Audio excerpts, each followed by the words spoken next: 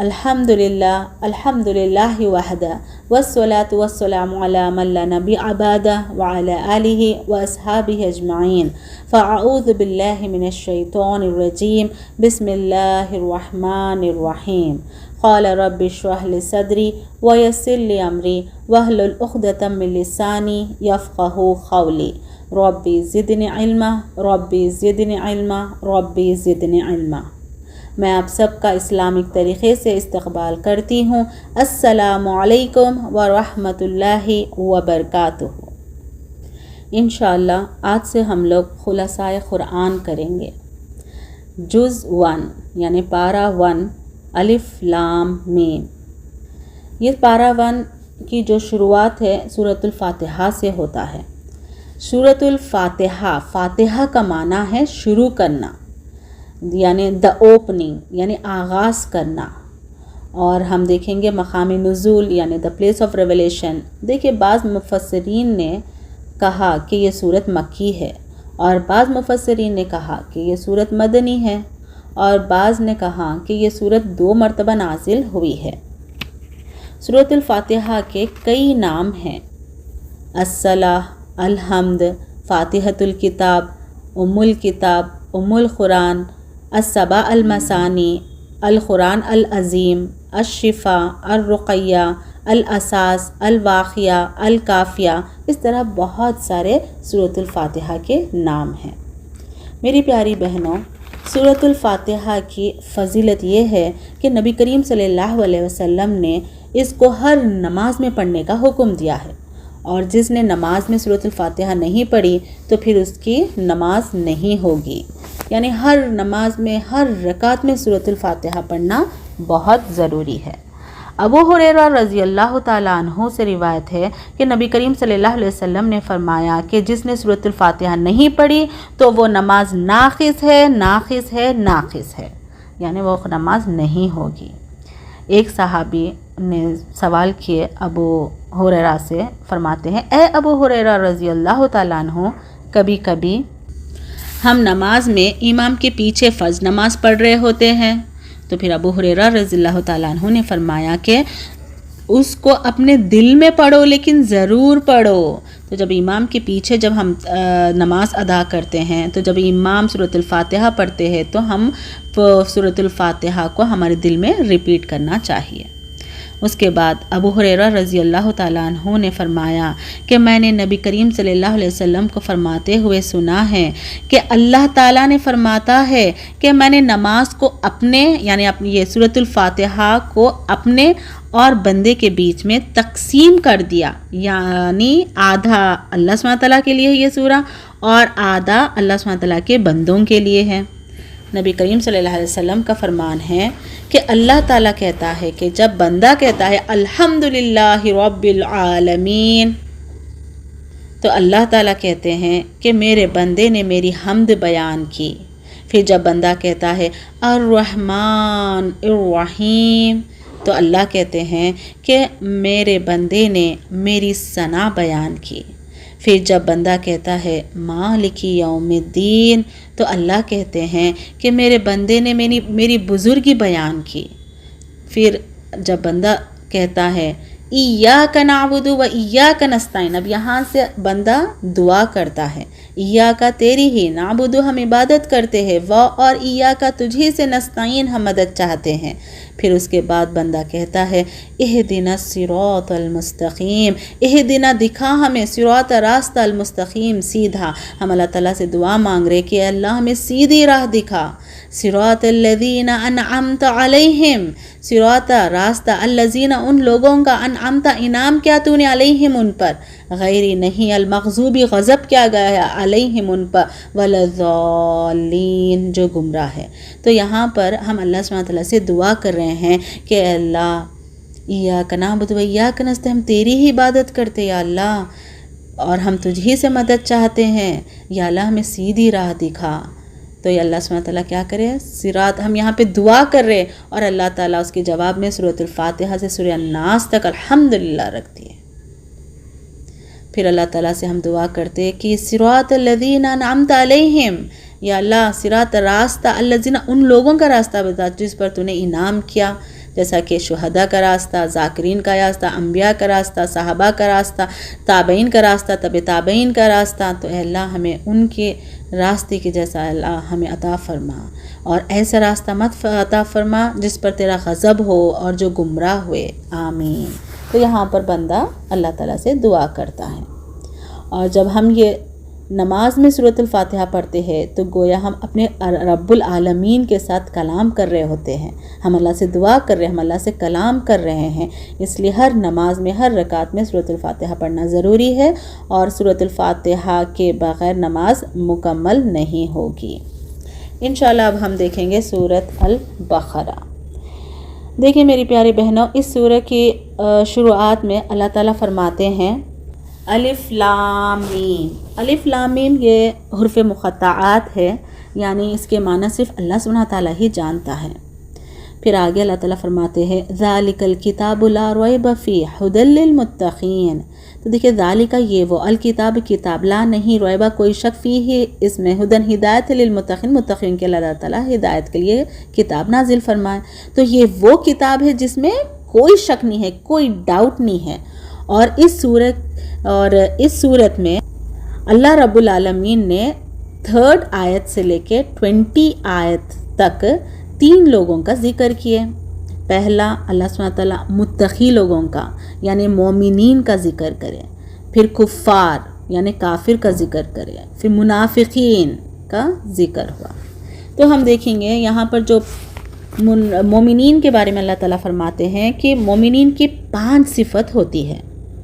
پہلا مومن وہ ہے جو غیب پر ایمان رکھتے ہیں، یعنی غیب اسے کہتے ہیں جس میں ہمیں اپنی آنکھوں سے ہم نہیں دیکھے وہ چیز، یعنی وہ ہمارے سامنے نہیں ہے، وہ غیب ہے، پھر بھی ہم کیا کرتے ہیں، اس پر ایمان لاتے ہیں۔ جیسا کہ فرشتے ہیں، ہم فرشتوں کو دیکھیں نہیں دیکھے، پھر بھی ہم ایمان لاتے کہ ہاں اللہ کے فرشتے موجود ہیں۔ جنت، جہنم، قیامت، یہ ساری چیزیں ہمارے آنکھوں کے سامنے موجود نہیں ہیں، لیکن ہم یہ غیب ہے، ہمارے سامنے نہیں ہے، لیکن ہم اس پر ایمان لاتے ہیں۔ یعنی یہ مومنین کی صفت ہے کہ مومن لوگ وہ ہے جو غیب پر بھی ایمان لاتے ہیں۔ یہ چیزیں ہم نے نہیں دیکھی ہے، اس کے باوجود ہم اس پر ایمان رکھتے ہیں، اسے غیب پر ایمان رکھنا کہتے ہیں، الحمدللہ۔ پھر دوسری صفت یہ ہے کہ وہ نماز کو قائم کرتے ہیں اور اس کے شروط اور آداب کے ساتھ ادا کرتے ہیں، یعنی نماز کو قائم کرنا یعنی با جماعت نماز پڑھنا۔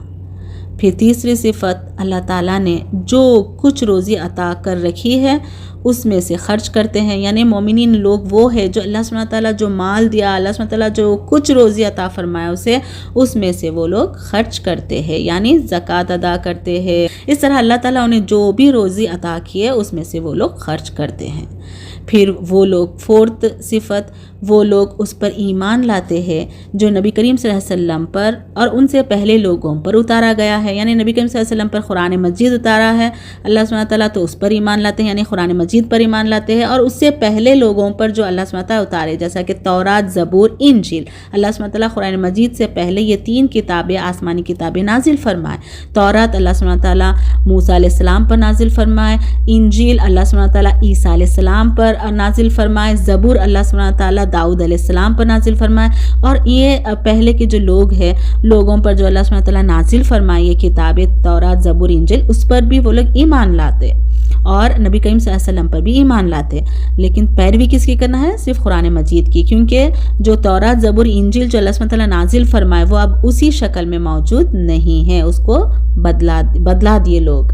اس لیے ہمیں چاہیے کہ ہمیں نبی کریم صلی اللہ علیہ وسلم پر جو نازل ہوا قرآن مجید اس کے اوپر ایمان لا کر اس کو فالو کرنا ہے، یہ مومن کی صفت ہے۔ پھر لاسٹ یعنی 5th صفت مومن کی یہ ہے کہ آخرت کے دن پر وہ ایمان رکھتے ہیں۔ پھر آگے اللہ سبحانہ تعالیٰ فرماتے ہیں ان لوگوں سے، یعنی یہ جو مومنین جو لوگ ہیں ان کے تعلق سے اللہ تعالیٰ فرماتے ہیں اولئک علی ھدی من ربہم واولئک ھم المفلحون۔ اولئک یہی لوگ، علی ھدی علی پر، ھدن ہدایت پر ہے، اور اولئک یہی لوگ مفلحون وہ فلاح پانے والے ہیں، اور یہی لوگ ہیں جو اپنے رب کی طرف سے ہدایت پر ہے، اور یہی لوگ فلاح یعنی کامیاب ہونے والے ہیں۔ اس کے بعد پھر اللہ سبحانہ تعالیٰ کفار کا تذکرہ کیے ہیں۔ اللہ تعالیٰ فرماتے ہیں، اللہ تعالیٰ کے نبی کریم صلی اللہ علیہ وسلم فرماتے ہیں کہ کافروں کو آپ کا، یعنی اللہ سبحانہ و تعالیٰ اپنے نبی کریم صلی اللہ علیہ وسلم سے فرما رہے، جب نبی کریم صلی اللہ علیہ وسلم دعوت دیتے تو کافر لوگ جو ہے وہ لوگ ایمان نہیں لاتے، تو اللہ سبحانہ و تعالیٰ فرما رہے اب نبی کریم صلی اللہ علیہ وسلم سے کہ آپ کافروں کو آپ کا ڈرانا اور نہ ڈرانا دونوں برابر ہے، یہ لوگ ایمان لانے والے نہیں ہیں، اس لیے کہ اللہ سبحانہ و تعالیٰ ان کے دلوں پر مہر لگا دی ہے، ان کے کانوں پر مہر لگا دی ہے، ان کی آنکھوں پر پردہ ہے، اور ان کے لیے دردناک عذاب ہے۔ اللہ تعالیٰ فرما رہے ہیں ختم اللہ علی قلوبہم وعلی سمعہم وعلی ابصارہم غشاوۃ ولہم عذاب عظیم، یعنی ختمہ مہر لگا دی علی قلوبہم ان کے دلوں پر، وعلی سمعہم ان کے کانوں پر، وعلی ابصارہم اور ان کے آنکھوں پر غشاوتوں پردہ ہے، ولہم عذاب عظیم اور ان کے لیے اللہ سبحانہ تعالیٰ کیا تیار کر کے رکھے؟ دردناک عذاب۔ پھر اللہ تعالیٰ منافقین کی صفت بیان کر رہے ہیں کہ منافقین کی یہ صفت ہے کہ وہ لوگ جھوٹے ہوتے ہیں، دھوکہ دیتے ہیں، ان کے دلوں میں مرض ہے، دلوں کا مرض جیسے حسد ہے ان کے دل میں، کینہ ہے، تکبر ہے، یہ سب منافقین کے دل میں ہوتے ہیں، اور اللہ تعالیٰ نے ان کی اس بیماری کو اور زیادہ کر دیا، ان کو اور بڑھا دیا ان کی بیماری میں۔ اسی طرح ان کے اندر مکر و فریب ہے، احکام الہی کا مذاق اڑاتے ہیں، یعنی قرآن مجید کا وہ لوگ مذاق اڑاتے ہیں، اور زمین میں کیا کرتے منافقین کے لوگ؟ فتنہ و فساد پھیلاتے ہیں، جہالت، ضلالت اور اہل ایمان کا بھی مذاق اڑاتے ہیں۔ یہ ساری منافقین کی صفت ہے میری پیاری بہنوں، مومن کو ان صفت سے بچنا چاہیے۔ ان صفتوں کے بعد آیت نمبر 21 میں اللہ تعالیٰ اپنی عبادت کا حکم دے رہے ہیں۔ اللہ تعالیٰ فرماتے ہیں اے لوگوں اپنے رب کی عبادت کرو جس نے تم کو اور تم سے پہلے کے لوگوں کو پیدا کیا تاکہ تم متقی بن جاؤ۔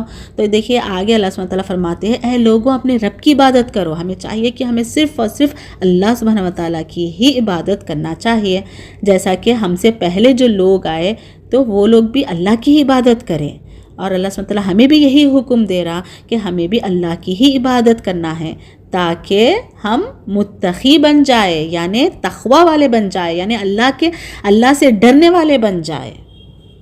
جب بندہ عبادت کرتا ہے اللہ تعالیٰ کی تو اس کے دل میں ڈر پیدا ہو جاتا ہے۔ تو اس آیت سے ہمیں کچھ باتیں پتہ چلتی ہے کہ اللہ رب العالمین کی عبادت کرنا یہ سب کا کام ہے۔ قرآن مجید کے مطابق صرف مسلمان ہی نہیں ہے، اور یہ تو ساری دنیا والوں کے لیے نازل کی گئی۔ قرآن مجید صرف اور صرف دنیا کے حد تک نہیں ہے، یعنی صرف مسلمان کے حد تک نہیں ہے۔ اللہ سبحانہ تعالیٰ قرآن مجید کو ساری کائنات میں سارے لوگوں کے لیے نازل کی گئی ہے۔ جب بندہ اللہ کی عبادت کرتا ہے تو اس کے اندر تقوی، پرہیزگاری پیدا ہوتی ہے۔ پھر اللہ سبحانہ و تعالیٰ آیت نمبر 23 سے 24 میں اللہ تعالیٰ یہاں پر چیلنج کرتے ہیں۔ اللہ تعالیٰ ان کو چیلنج کرتے ہیں جو یہ کہتے ہیں کہ قرآن اللہ کی کتاب نہیں ہے۔ اللہ تعالیٰ فرماتے ہیں اگر تمہیں شک ہے اس کتاب کے بارے میں جسے ہم نے اپنے بندے پر نازل کی ہے تو اس جیسی ایک صورت لا کر دکھا دو۔ دیکھیے اللہ سبحانہ تعالیٰ چیلنج کر رہا کہ اگر تم اس کتاب کے اوپر یعنی قرآن مجید پر اگر شک کر رہے تو پھر اس جیسی ایک صورت بنا کر لے آؤ، اور جن کو تم اللہ تعالیٰ کے سوا پکارتے ہو ان کو بھی بلا کر لاؤ اور ایسی ایک صورت بنا کر لے آؤ۔ لے آ سکتے؟ نہیں، کوئی بنا سکتا قرآن مجید کے جیسا ایک صورت یا ایک آیت؟ نہیں۔ پھر آگے اللہ تعالیٰ فرماتے ہیں اگر تم ایسا نہ کر پائے اور ہرگز تم ایسا نہیں کر پاؤ گے تو اپنے آپ کو اس آگ سے بچاؤ جس کا ایندھن انسان اور پتھر ہے۔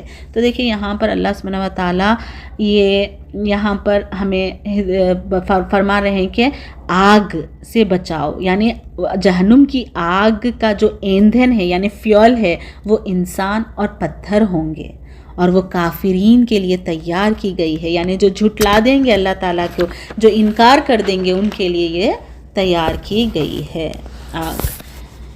پھر آیت نمبر 30 سے 33 تک آدم علیہ السلام کی تخلیق کا ذکر ہے میری پیاری بہنوں۔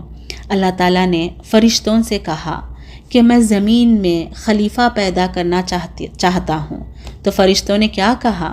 فرشتوں نے کہا کہ اے اللہ، تو ایسی مخلوق کیوں پیدا کرتا ہے؟ پیدا کرنا چاہ رہا ہے جو زمین میں فتنہ و فساد پھیلائے گی، اور تیری تسبیح اور تعریف بیان کرنے کے لیے تو ہم لوگ ہیں نا۔ اللہ تعالیٰ سے اللہ سبحانہ تعالیٰ سے فرشتے فرما رہے کہ آپ کی حمد و ثنا کے لیے، آپ کی تسبیح کے لیے تو ہم ہیں نا، آپ کی تعریف بیان کرنے کے لیے ہم لوگ ہیں۔ تو پھر اللہ تعالیٰ فرماتے ہیں کہ جو میں جانتا ہوں وہ تم لوگ نہیں جانتے۔ پھر اللہ تعالیٰ نے آدم علیہ السلام کو مٹی سے پیدا کیے۔ پھر اللہ تعالیٰ جو چاہتا ہے کر سکتا ہے۔ اللہ سبحانہ تعالیٰ ہر چیز پر قادر ہے، اللہ جو چاہتا ہے وہ کرتا ہے۔ پھر اللہ تعالیٰ نے آدم علیہ السلام کو فرشتوں پر فضیلت دی، الحمدللہ، اور اللہ کے تمام نام سکھا دیے۔ اللہ تعالیٰ آدم علیہ السلام کو تمام نام سکھا دیے، اور آدم علیہ السلام نے وہ نام یاد بھی کر لیے۔ پھر اللہ سبحانہ و تعالیٰ فرشتوں سے کہتے ہیں کہ دیکھو میں نے تم سے کہا تھا نا کہ زمین و آسمان کے غیب کو صرف میں جانتا ہوں۔ پھر وہ تخلیق کر کے اللہ سبحانہ تعالیٰ کیا فرما رہے؟ فرشتوں سے کہتے ہیں دیکھو میں نے تم سے کہا تھا نا کہ زمین و آسمان کے غیب کو صرف میں جانتا ہوں، یعنی غیب صرف اللہ ہی جانتا ہے، اللہ کے سوا کسی کے پاس اس کا علم نہیں ہے۔ اس کے بعد اللہ سبحانہ و تعالیٰ نے فرشتوں کو حکم دیے کہ وہ آدم علیہ السلام کو سجدہ کرے، تو ان تمام لوگوں نے سجدہ کیا سوائے ابلیس کے۔ یہ ابلیس فرشتے نہیں ہے، یہ ابلیس جنوں میں سے ہے، اور اللہ سبحانہ و تعالیٰ جب حکم دیے سجدے کا تو سب تمام فرشتے آدم علیہ السلام کے سامنے سجدہ کیے، لیکن ابلیس نہیں کرے، اس نے انکار کیا، یعنی ابلیس نے انکار کیا اور سجدہ نہیں کیا، اور وہ کافروں میں سے ہو گیا، یعنی انکار کرنے والوں میں سے ہو گیا۔ اس آیت سے ہمیں علم کی فضیلت کا پتہ چلتا ہے کہ علم کی وجہ سے اللہ سبحانہ و تعالیٰ نے آدم علیہ السلام کو فرشتوں پر فضیلت دی ہے۔ اور ابلیس کیا ہے؟ ابلیس فرشتوں میں سے تو نہیں تھا، بلکہ وہ جنوں میں سے تھا، لیکن جب اللہ سبحانہ و تعالیٰ نے آدم علیہ السلام کو سجدہ کرنے کا جب حکم دیا تو اس میں ابلیس بھی مخاطب تھا، اور شیطان کو بھی اللہ نے حکم دیا، لیکن اس نے نہیں کیا، اور اللہ نے اسے مردود قرار دیا۔ جب وہ اللہ سبحانہ وتعالی حکم دیے سجدے کے لیے تو ابلیس جب چھٹلا دیے تو پھر دیکھیے اللہ سبحانہ وتعالی شیطان کو بھی اللہ نے حکم دیا تھا، لیکن وہ چھٹلا دیا، اور وہ کیا ہو گیا؟ مردود میں سے ہو گیا، مردود قرار دے دیا اللہ تعالیٰ اسے۔ پھر آیت نمبر 35 سے 37 تک آدم علیہ السلام کی جو غلطی ہوئی تھی اللہ سبحانہ وتعالی اسے بیان کرتے ہیں۔ ہمارے ابا آدم علیہ السلام کو اللہ سبحانہ وتعالی نے پیدا کرنے کے بعد جنت میں ڈال دیے اور کہا جہاں سے چاہو کھاؤ اور جہاں جانا ہے جاؤ، یعنی چھوڑ دے دیا اللہ سبحانہ وتعالی، مطلب جہاں بھی جانا ہے آپ جا سکتے، جہاں بھی جو کچھ کھانا ہے کھا سکتے، لیکن ایک شرط لگائی، ایک کنڈیشن لگائے تھے اللہ سبحانہ وتعالی کہ ایک درخت ہے اس کے قریب بھی نہیں جانا اور اس کا پھل نہیں کھانا، اگر کھا لو گے تو ظالمین میں سے ہو جاؤ گے۔ لیکن آدم علیہ السلام شیطان کے بہکاوے میں آ گئے اور وہ پھل کھا لیے۔ پھر اللہ تعالیٰ نے انہیں جنت سے نیچے اتار دیے اور دنیا میں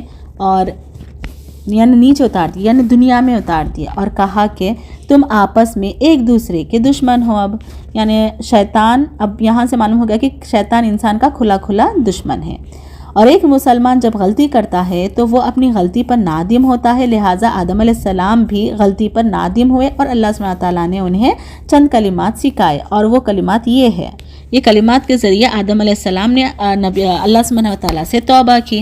آدم علیہ السلام کی یہ جو دعا ہے ربنا ظلمنا انفسنا وان لم تغفر لنا وترحمنا لنکونن من الخاسرین، یعنی اللہ سبحانہ وتعالی آدم علیہ السلام کی یہ جو دعا ہے، یہ دعا کا مطلب ہے اے ہمارے رب، ہم نے اپنی جانوں پر ظلم کیا ہے، اور اگر تو ہمیں نہ بخشے گا اور ہم پہ رحم نہ کرے گا تو ہم خسارہ اٹھانے والوں میں سے ہو جائیں گے۔ تو یہ دعا اللہ سبحانہ وتعالیٰ آدم علیہ السلام کو سکھائی، پھر آدم علیہ السلام دعا کرے، اپنی غلطی پہ نادم ہوئے اور اللہ سے توبہ کی۔ تو کچھ لوگ ایسا سمجھتے ہیں کہ آدم علیہ السلام نے عرش پہ محمد صلی اللہ علیہ وسلم نام دیکھ کر کے نبی کریم صلی اللہ علیہ وسلم کا وسیلہ لگا کر یہ معافی مانگی، جبکہ یہ بات من گھڑت ہے میری پیاری بہنوں۔ اللہ نے خود آدم علیہ السلام کو کلمات سکھائے، اور اس واقعے سے یہ پتہ چلتا ہے کہ غلطی دو لوگوں سے ہوئی ہے، شیطان سے بھی ہوئی اور آدم علیہ السلام سے بھی ہوئی، لیکن آدم علیہ السلام نے توبہ کر لی اور شیطان نے توبہ نہیں کی۔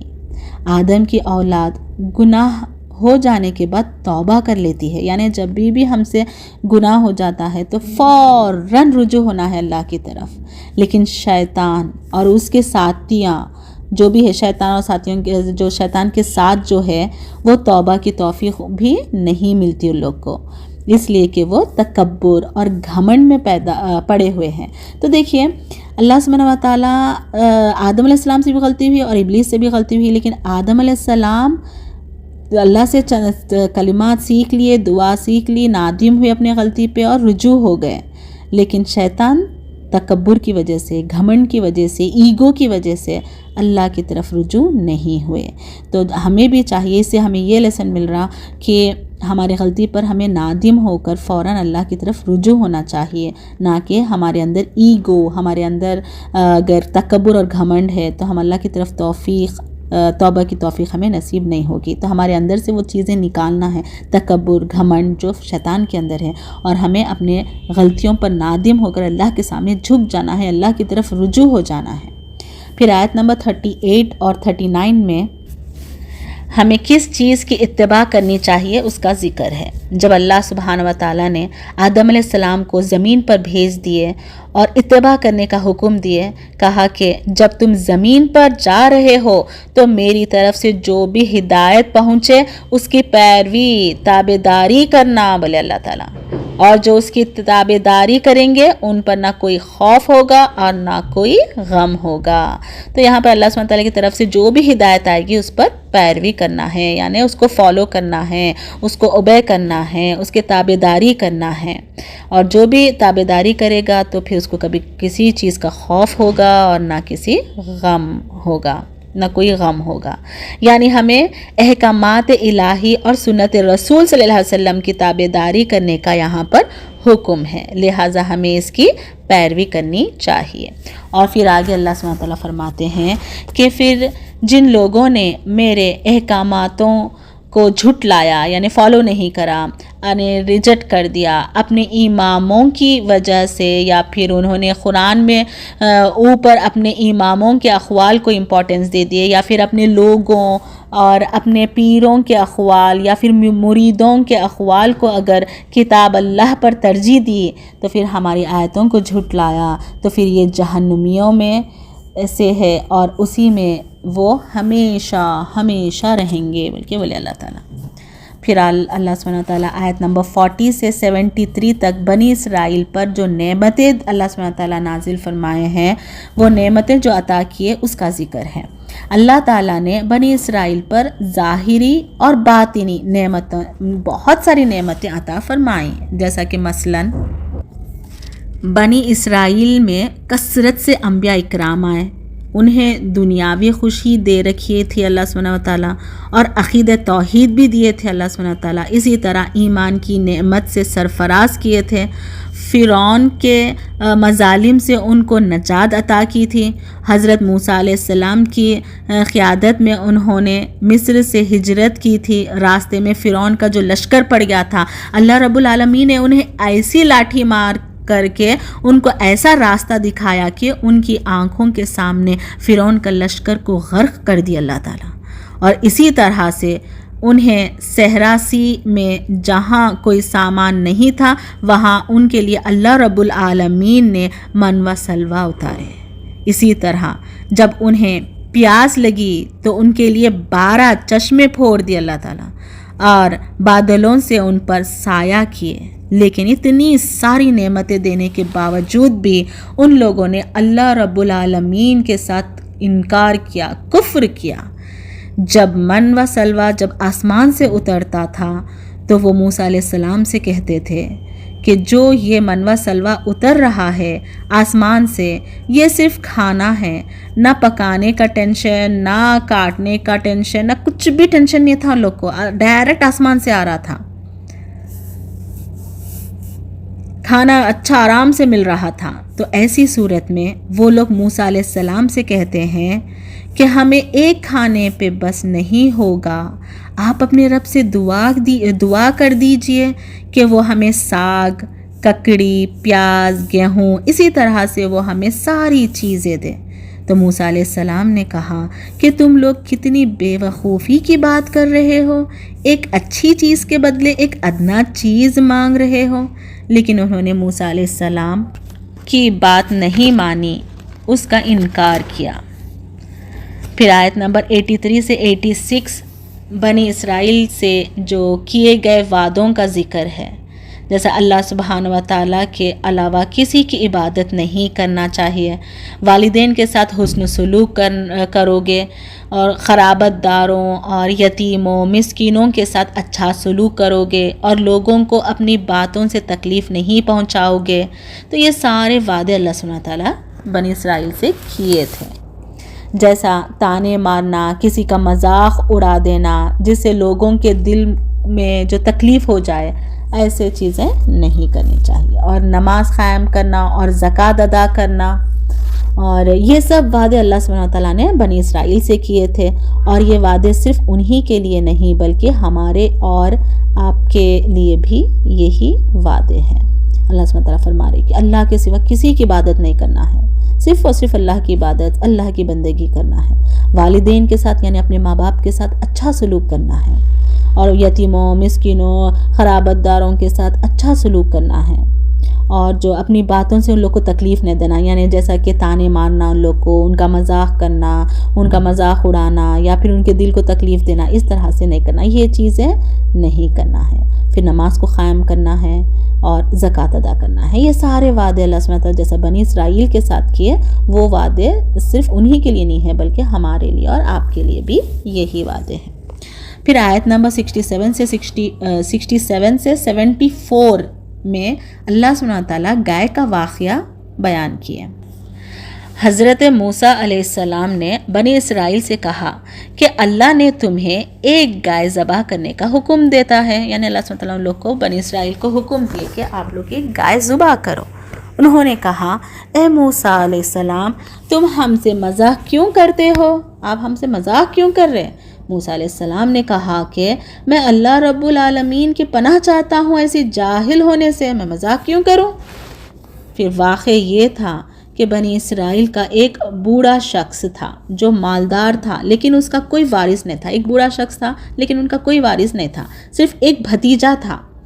ایک رات اس بھتیجے نے کیا کیا، اس بوڑھے چاچا کو قتل کر دیا، اور قتل کرنے کے بعد اسے کسی کے دروازے کے سامنے چھوڑ دیا، اور جب صبح ہوئی تو قاتل کو تلاش کیا جانے لگے، اور وہ بھتیجا بھی اس قاتل کو تلاش کرنے میں ساتھ میں لگ گیا تھا۔ پھر اللہ سبحانہ و تعالیٰ نے موسیٰ علیہ السلام کو حکم دیے کہ بنی اسرائیل سے کہو کہ ایک گائے کو ذبح کرے، اور اس گائے کو مطلب یہاں پر اللہ کا حکم ہوا، اور اللہ سبحانہ و تعالیٰ فرمائیں کہ موسیٰ علیہ السلام کو حکم دیا گیا کہ بنی اسرائیل سے آپ کہہ دیجئے کہ ایک گائے کو ذبح کرے، اور اس گائے کے گوشت کا جو ٹکڑا رہتا وہ ٹکڑا لے کر کہ اس بوڑھے کو مارے تو وہ بوڑھا زندہ ہو جائے گا، اور وہ بتائے گا کہ اسے کس نے قتل کیا تھا، یعنی وہ مر گیا لیکن جب وہ ٹکڑا لگے گا تو پھر وہ زندہ ہو جائے گا، اور نام بتا کے پھر سے موت ہو جائے گی۔ جب اللہ تعالیٰ نے بنی اسرائیل کو گائے کے ذبح کرنے کا حکم دیا تو وہ کوئی بھی گائے ذبح کر سکتے تھے، لیکن ان لوگ کیا کریں، ان کے اندر اجت پانا تھا، تو انہوں نے سوال کیا کہ اے موسیٰ علیہ السلام آپ اپنے رب سے دعا کیجئے کہ اللہ ہمارے لیے اس گائے کا حلیہ بیان کر دے۔ پھر اللہ سبحانہ تعالیٰ نے بیان کیا تو کہ سنو، وہ گائے نہ تو زیادہ بوڑھی ہو اور نہ ہی بہت زیادہ بچہ ہو، بلکہ نوجوان عمر کی ہو۔ پھر بنی اسرائیل نے کہا اے موسیٰ علیہ السلام آپ اللہ سے دعا کر دیجئے کہ اس کا ہمیں رنگ بتا دے۔ تو موسیٰ علیہ السلام نے انہیں بتایا کہ زرد رنگ کی گائے ہو، چمکدار ہو اور وہ ایسی ہو کہ دیکھنے والے کو اچھا لگے۔ پھر ان لوگوں نے کہا، اے موسیٰ علیہ السلام، اپنے رب سے کہیے کہ اس گائے کا اور زیادہ حلیہ بیان کرے، کیونکہ اس حلیہ کی تو بہت ساری گائے ہیں۔ تو دیکھیے موسیٰ علیہ السلام نے بتایا کہ اللہ تعالیٰ نے فرمایا کہ وہ گائے ہل جوتنے والی نہ ہو اور کھیتوں کو پانی پلانے والی نہ ہو اور تندرست ہو اور بے داغ بھی ہو۔ تب بنی اسرائیل نے کہا، اب آپ نے بات مکمل کر دی ہے۔ وہ لوگ گائے ذبح کرنے والے نہیں تھے، لیکن انہوں نے ارادہ کیا اور وہ گائے ڈھونڈنا شروع کر دی۔ وہ گائے ایسے شخص کے پاس ملی جو اپنے والدین کا بہت فرما بردار تھا اور اس کے ساتھ حسن سلوک کرتا تھا، لیکن وہ شخص گائے بیچنے کو تیار نہ تھا۔ لہٰذا ان لوگوں نے بڑی مشکل سے گائے بیچنے کو راضی کیا اسے، اور اس گائے کی قیمت یہ لگی کہ اس گائے کے وزن کے 10 گنا برابر سونا لے کے اس شخص نے وہ گائے بنی اسرائیل کے لوگوں کو دے دیا۔ پھر ان لوگوں نے گائے ذبح کی اور اس کا جو گوشت تھا، اس کے گوشت سے اس بوڑھے چاچا کو مارا۔ وہ بوڑھا زندہ ہوا اور بتایا کہ مجھے میرے بھتیجے نے قتل کیا ہے، اور پھر وہ بوڑھا دوبارہ سے مر گیا۔ پھر اللہ تعالیٰ کہتے ہیں کہ اللہ ایسے ہی مردوں کو زندہ کرتے ہیں۔ پھر آیت نمبر 97 سے 98 میں اللہ سبحانہ تعالیٰ نے ان لوگوں کا ذکر کیے جو اللہ سبحانہ و تعالیٰ اللہ کو، فرشتوں کو یا پیغمبروں کو جو گالی دیتے ہیں، نعوذ باللہ من ذالک، اس کا اللہ سبحانہ تعالیٰ فرماتے ہیں کہ جو ان لوگوں سے دشمنی کرتا ہے تو گویا وہ اللہ سبحانہ و تعالیٰ کا دشمن ہے۔ پھر اللہ تعالیٰ فرماتے ہیں کہ وہ جو اللہ سے دشمنی کرتا ہے، اس کے فرشتوں سے، اس کے رسولوں سے، جبرائیل علیہ السلام، میکائیل سے دشمنی کرتے ہیں تو اللہ رب العالمین ایسے کافروں کا دشمن ہے۔ پھر اللہ سبحانہ تعالیٰ آیت نمبر 102 میں جادو کے تعلق سے فرماتے ہیں، حضرت سلیمان علیہ السلام نے کفر نہیں کیا تھا، جادو نہیں کیا تھا، بلکہ شیطان نے جادو کیا۔ سلیمان علیہ السلام جادو نہیں کرے، کون کرے؟ شیطان جادو کرے، اور کفر کیے تھے، اور یہ لوگوں کو جادو سکھایا بھی کرتا تھا۔ لہٰذا جادو سیکھنا اور کروانا یہ سارے چیزیں کفر ہے، اور جادوگر کی کیا سزا ہے؟ قتل ہے، یعنی جو بھی جادوگر ہے اس کو قتل کر دینا چاہیے۔ آیت نمبر 104 میں نبی کریم صلی اللہ علیہ وسلم کی عزت و تکریم کا بیان ہے۔ اس میں اللہ سبحانہ تعالیٰ یہ ذکر کیے کہ عربی میں ایک لفظ ہے رعینا، رعی یعنی خیال کرنے کو بولتے، یہ نا متکلم کا صیغہ یہ ہے، یعنی ہمارا خیال کرنا اس کا مطلب ہے۔ لوگ آ کر کیا کرے، نبی کریم صلی اللہ علیہ وسلم سے کہتے تھے رعینا یعنی ہمارا خیال کرو ہے، لیکن جب وہ یہود آتے تھے تو وہ کہتے تھے رعینا، یعنی رئی کو را کر کے پھر اینا کر دیا، رعینا، اور اس کا مطلب ہوتا ہے چرواہا۔ تو وہ لوگ اپنے رسول صلی اللہ علیہ وسلم سے مذاق کرنا شروع کر دیے، مذاق اڑانا شروع کر دیے۔ رعینا یعنی خیال کرنا، اور رعینا کا مطلب ہے چرواہا۔ پھر اللہ تعالیٰ نے فرمایا، اے ایمان والوں، جس لفظ سے میرے نبی کی شان میں ضرورت برابر بھی کمی کا خادشہ ہو تو پھر اس لفظ کو استعمال ہی نہ کرو اور اس لفظ سے رک جاؤ۔ اور اللہ سبحانہ تعالیٰ کیا فرمایا؟ رعینا کی جگہ اللہ سبحانہ تعالیٰ انظرنا، اور اس کا بھی یہی سیم مطلب ہے، ہمارا خیال کرو۔ تو اس طرح سے نبی کریم صلی اللہ علیہ وسلم کی عزت اور شان الحمدللہ اللہ سبحانہ تعالیٰ بڑھا دی ہے۔ عزت و تکریم سے اللہ سبحانہ تعالیٰ اس طرح سے ورڈز کو چینج کر دیے۔ صرف خواہش کرنا، آگے اللہ سبحانہ تعالیٰ فرما رہے کہ اللہ رب العالمین کہتے ہیں کہ صرف خواہش سے کچھ نہیں ہوگا، اس کے ساتھ ساتھ عمل بھی کرنا بہت ضروری ہے، عمل بھی کرنا پڑتا ہے۔ صرف خواہش ہے نہیں، صرف خواہش نہیں رکھنا ہے، خواہش کے ساتھ ساتھ عمل بھی کرنا ہے۔ یہود و نصارہ کہتے تھے کہ جنت میں تو صرف یہودی اور نصارہ ہی داخل ہوں گے، ان کے علاوہ کوئی نہیں جائے گا۔ تو یہ کیا ہے؟ تو اللہ سبحانہ تعالیٰ فرمائے کہ یہ تو تو صرف ان کی خواہش ہے اور وہ آرزوؤں میں سے ہے، یعنی وہ خواہش رکھ رہے کہ ہم جنت میں جائیں گے، یہود اور نصارہ ہم جنت میں جائیں گے، ہمارے سوا کوئی نہیں جائیں گے، یہ صرف خواہش کر رہے لیکن عمل کر رہے عمل نہیں کر رہے۔ ان سے کہو اگر تم سچے ہو تو دلیل پیش کرو، پیش کر سکتے دلیل؟ نہیں۔ اس کے بعد اللہ سبحانہ تعالیٰ نے فرمایا کہ کون لوگ جنت میں جائیں گے۔ سنو، جو بھی اپنے آپ کو خلوص دل سے اللہ کے سامنے جھکا دے، دل سے ہم اللہ کے سامنے جھک جانا، اللہ تعالیٰ اس کو پورا پورا بدلہ دیں گے، اور نہ تو اس پر کوئی خوف ہوگا اور نہ وہ غمزدہ ہوں گے، اور ایسے ہی لوگ جنت میں داخل ہونے والے ہیں۔ سبحان اللہ۔ تو جنت کی جو خواہش رکھتے تو ہمیں چاہیے کہ اس پر خوب عمل کرے، اللہ کو راضی کرے اور اللہ کے سامنے جھک جائے، پھر اللہ انشاءاللہ پورا پورا بدلہ دیں گے، یعنی جنت عطا فرمائیں گے۔ پھر آیت نمبر 124 سے 129 میں حضرت ابراہیم علیہ السلام کا ذکر خیر ہے، یعنی ابراہیم علیہ السلام دنیا کے تمام انسانوں کے امام تھے، اور اللہ سبحانہ وتعالیٰ نے انہیں اتنا بڑا مقام دیا کہ جس جگہ پر کھڑے ہو کر انہوں نے خانہ کعبہ کی تعمیر کی، اللہ سبحانہ وتعالیٰ نے اسے مسلمانوں کا مصلی بنا دیا، اور کہا کہ جب خانہ کعبہ کا طواف کریں گے تو وہاں آ کر، یعنی وہاں مقام ابراہیم پر ہر مسلمان کو 2 رکعت نماز ادا کرنی پڑے گی۔ پھر ابراہیم علیہ السلام کی چند دعاؤں کا بھی ذکر ہوا۔ انہوں نے دعا کی، اے اللہ تو اس مکہ شہر کو امن والا شہر بنا دے، آمین۔ جب حضرت ابراہیم علیہ السلام اور حضرت اسماعیل علیہ السلام خانہ کعبہ کی تعمیر کرتے جا رہے تھے تو وہ ساتھ ساتھ دعا بھی کرتے جا رہے تھے۔ تو ہمیں بھی چاہیے کہ جب بھی ہم کچھ عمل کریں تو ساتھ میں دعا کرنا کہ اے اللہ تو اس ہم سے یہ عمل قبول کر لے، ٹھیک ہے، اے اللہ، اے رب العالمین تو ہم سے اس کو قبول فرما لے، جیسا ابراہیم علیہ السلام اسماعیل علیہ السلام دعا کیے، اسی طرح ہمیں بھی اپنے اعمالوں کی، اپنے جو بھی ہم اعمال کرتے ہیں ہمارے عملوں کی قبولیت کی دعا کرنی چاہیے۔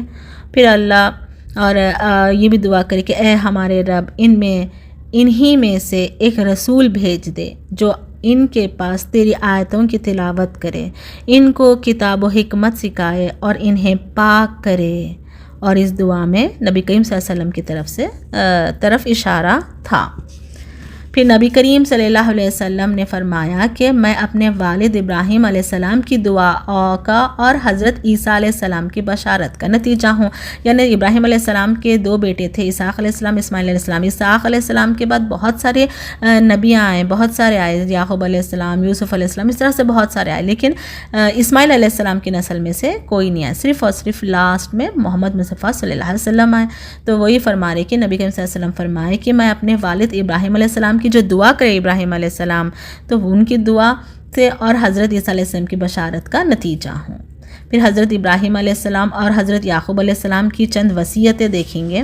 انہوں نے دعا کی کہ اے میرے پیارے انہوں نے اپنے ابراہیم علیہ السلام اور یعقوب علیہ السلام کی وصیتیں کرے اپنے بچوں کے ساتھ، تو دیکھیں گے کہ اس طرح سے کرے، اے میرے پیارے بچوں، اللہ رب العالمین نے تمہارے لیے اس دین اسلام کو پسند کیا ہے اور تم مسلمان ہی مرنا، اس طرح سے وصیتیں دیے۔ کون کون؟ ابراہیم علیہ السلام اور حضرت یعقوب علیہ السلام اپنے بچوں کو، اپنے بچوں سے فرمائے کیا بلکہ تمہارے لیے اس دین اسلام کو پسند کیا ہے اللہ رب العالمین، تو مسلمان ہی مرنا۔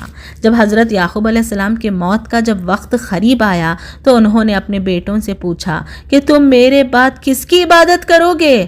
تو بچوں نے جواب دیا کہ والد آپ پریشان نہ ہو، ہم اس رب کی عبادت کریں گے جو آپ کا معبود ہے، ہمارے ابا ابراہیم علیہ السلام، اسماعیل علیہ السلام اور اسحاق علیہ السلام کے معبود ہے، یعنی رب العالمین کی ہم عبادت کریں گے۔ تو دیکھیے الحمدللہ یہاں پر پارہ 1 اینڈ ہو گیا، تو اس سے ہم سب کو ہمیں بھی یہی نصیحت ملتی ہے کہ ہم بھی اپنے بچوں کو اس طرح سے سوال کرنا چاہیے اور اس طرح سے دین کا کام کرنا چاہیے۔